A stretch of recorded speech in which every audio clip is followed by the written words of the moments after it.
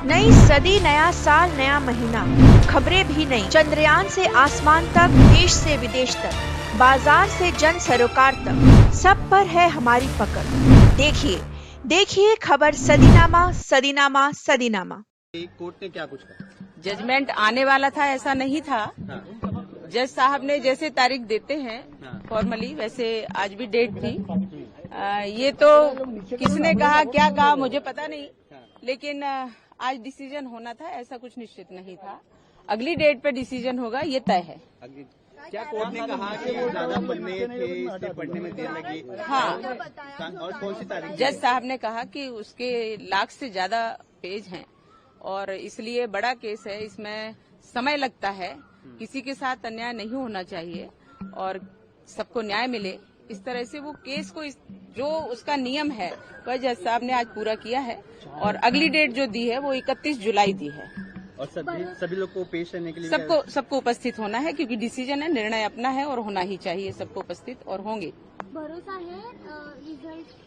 सत्यमेव जयते, इस पर पूर्ण भरोसा है। 17 साल की ये लड़ाई है, 17 साल से लड़ाई लड़ी जा रही है। 17 साल के बाद 17 वर्ष हो गए। अपेक्षित है, तो क्या लगता है 21 जुलाई को जो मेरा जो पूर्ण विश्वास है और जो जिस व्यक्ति के ऊपर आरोप लगता है, या तो वो जानता है या ईश्वर जानता है, इसलिए मेरा विश्वास है सत्यमेव जयते। सत्य की सदैव जीत होती है, धर्म की सदैव जीत होती है और होगी। आपको लेकर कैपिटल पनिशमेंट की मांग की है सरकारी पक्ष की तरफ से, मतलब वो आज भी मानते हैं कि कहीं न कहीं जो ये हुई है उसमें आपका सक्रिय रोल है। देखिए, ऐसा है, एटीएस चाहती तो मुझे मेरी मुंडी उसी दिन मरोड़ देती।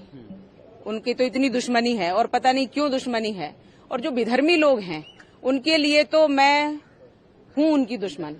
जो देश के विरोधी हैं, देश विरोधी हैं, गद्दार हैं देश के, उनके लिए मैं दुश्मन हूं, क्योंकि वो मेरे दुश्मन है तो उनके लिए भी मैं दुश्मन हूं और हमेशा इसका विरोध करती रहूंगी। देश में देशभक्त रहना चाहिए, देश में देश के गद्दारों की कोई जगह नहीं है। इसलिए धर्म में लोग जो हैं, यहाँ हर किसी को अपने मत और पंथ की पूजा पद्धति का अपना करने का अधिकार है, लेकिन किसी को भी किसी के पूजा पद्धति में खलल डालने का कोई अधिकार नहीं है।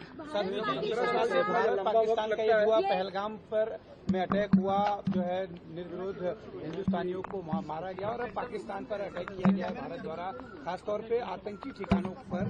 इसको कैसे देखते हो, क्या कहना चाहिए? अभी तक स्वतंत्रता के पश्चात कांग्रेस का शासन रहा।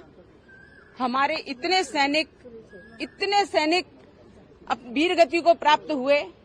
पहले तो वीरों का शव भी नहीं दिया जाता था, उनके घर नहीं पहुंचते थे, पर अटल जी की सरकार ने वीरों को उनका सम्मान हो, जनता उनकी वो अपने घर से जाते हैं और जनता इस बात को समझे कि हमारे बीच के लाल खोए हैं तो देश के लिए समर्पित हुए हैं और सम्मान उनको मिले, इसलिए अटल जी ने इस बात की पहल की और शव आजकल वीरों के घर पे जाने लगे।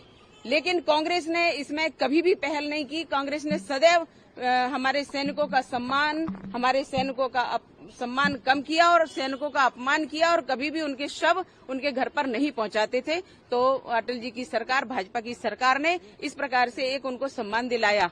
लेकिन कांग्रेस के समय में जहां देखो वहां हमले होते थे, सीरियल ब्लास्ट होते थे, जहां देखो वहां पर सिर काट के ले गए हमारे सैनिकों के, तब भी उन्होंने कुछ नहीं किया। 26/11 हो गया, तब भी कांग्रेस ने कुछ नहीं किया।